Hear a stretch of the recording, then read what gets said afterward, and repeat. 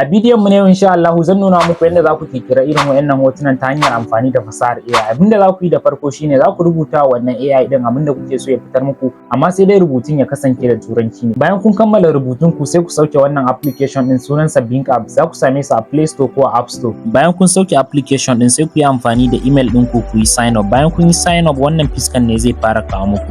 Bayan ya kawo muku wannan fiskan sai ku taba wajen apps din nan. Bayan ya kawo muku wannan fiskan sai ku danyo ƙasa ga nan inda aka rubuta image creator sai ku shiga cikin sa. Bayan ya kawo muku wannan fiskan kun ga anan wayannan shine misalan irin ayyukan da wannan AI din yake. Kun ga wayannan hotunan gaba ɗaya babu su a zahiri. To sai ku yo sama a wannan space din kuma sai ku describing wa wannan AI din abinda kuke so ya fitar muku. Sai ya zama na kun yi cikakken bayani ta yanda zai fitar muku abu mai kama da abinda kuke so. Alal misali anan bari mu rubuta Hamson. Bayan kun gama rubuta abinda kuke so ya fitar muku sai ku taba wajen create nan. To gashi nan ya fara creating mana kamar yadda kuke gani, sai ku dan jira, baya daukan wasu sakonni da yawa. To kun ga gashi nan har ya gama mana creating. Kun ga hotunan da ya fitar mana? Kun ga wayannan sune hotunan da ya fitar mana.